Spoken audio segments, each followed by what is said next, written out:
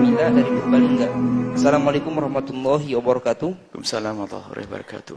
Buya, di kampung saya ada seorang wanita yang menjalankan puasa dengan menahan haidnya selama sebulan dengan suntikan KB yang jangkanya sebulan. Dia melakukan itu agar puasanya full sebulan. Jadi bagaimana puasanya Buya? Sah atau tidak? Baik, jika ada seorang wanita minum obat agar haidnya tidak keluar, kemudian kok benar-benar tidak keluar, kalau bicara tentang puasanya sah, karena memang tidak ada darah keluar. Kalau tidak ada darah keluar berarti kan tidak haid, maka puasanya adalah sah. Akan tapi, apakah itu cara terbaik? Apakah itu cara terbaik? Lihat, wajar saja, nggak usah macam-macam deh. Datang haid, lumayan, istirahat saja. Nah. Pahalanya tetap mengalir kok. Nah, maka urusan itu dikembalikan kepada medis. Jika menurut dokter ahlinya tidak ada sama sekali pengaruhnya kepada kesehatan seseorang, ya sah-sah saja. Tapi kalau dokter mengatakan nggak baik, ngapain nggak baik kau pilih? Jangan sampai ibadahmu hawa nafsu. Kalau tidak bisa puasa, bisa kan sholawatan, kan bisa. Nggak bisa baca Al-Quran, kan bisa zikir kok. Hah? Mijitin suami juga bisa. Kok susah ibadah? Jadi jangan kalau khawatir masuk hawa nafsu.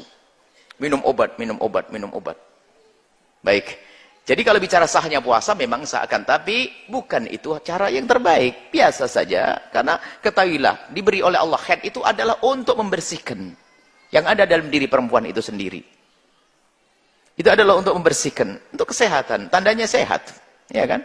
Makanya kalau sudah haidnya berantakan kan biasanya kesehatannya berantakan, kan begitu. Jadi kalau memang itu urusannya ke dokter. Jika dokter medis yang ahli mengatakan nggak apa-apa, ya nggak apa-apa. Kalau dokter mengatakan nggak baik, biarpun tidak sampai bahaya-bahaya banget, ya nggak ada perlunya. Sebab nggak baik itu sedikit, kalau lama-lama kan jadi bukit, nggak baik terus. Jadi kemudian lebih dari itu takut masuk hawa nafsu. Ini saja insya Allah ya. Normal saja wahai ibu yang solehah ya. Itu adalah waktu untuk istirahat ya. Untuk istirahat. Insya Allah ya. Jaga kesehatan yang baik. Jangan dikit-dikit minum obat. Itu kan kimia. Masuk ke dalam tubuh. Sesuatu yang luar. Dan tidak dibutuhkan oleh tubuh. Maka bisa jadi memang betul-betul membahayakan. Kalau begitu bukan saja. Bisa haram nanti pada hakikatnya. Puasanya sih sah-sah saja. Jika kata dokter membahayakan, hukumnya haram, tapi puasanya sah. Kok haram sah? Iya, sebab ini bab puasa. Puasanya sah, memang tidak ada yang membatalkannya. Lalu membuat obatnya adalah haram, karena membahayakan. Lalu gimana dilakukan? Ya, bisa ditimbang, bisa saja pahalanya nggak cukup untuk bayar dosanya. Rugi nanti. Makanya normal. Tidak boleh kita itu berlebihan sampai minum obat nggak bisa tidur biar saya bisa semalam suntuk. Nanti tambahan, habis itu nambah kayaknya. Ya boleh dah saya minum obat biar nggak tidur, biar bisa baca Quran semalam suntuk. Enggak, nanti ketemu Nabi dimarahi. Ada orang pada zaman Nabi bersumpah demi Allah. Bertiga ini, demi Allah aku tidak akan tidur. Yang satu, demi Allah aku tidak akan buka puasa. Demi Allah aku tidak akan nikah.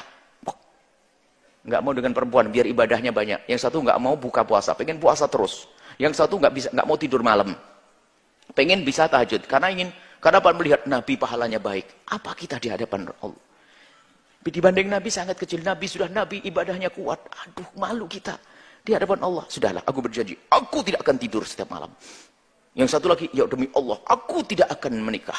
Satu lagi, aku tidak akan makan. Aku akan puasa terus.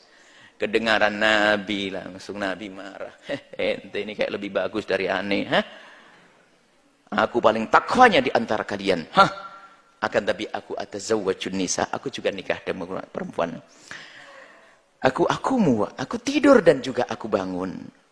Aku asumu wa uftir. Aku sesaat puasa dan sesaat berbuka. Wa'tiku ladhi haqqin haqqah. Haknya jasad harus kita penuhi. Ada istri Nabi suatu ketika, ada satu kain di tiang masjid itu. Kain di tiang masjid. Nabi bertanya, ini kain apa? Dijawab oleh sahabat Nabi, ya Rasulullah, itu kain salah satu istrimu. Jadi kain itu untuk ngikat tangan kalau ngantuk, diikat biar nggak tidur, biar tetap bisa baca Al-Quran dan berzikir. Nabi mengatakan turunkan kain itu.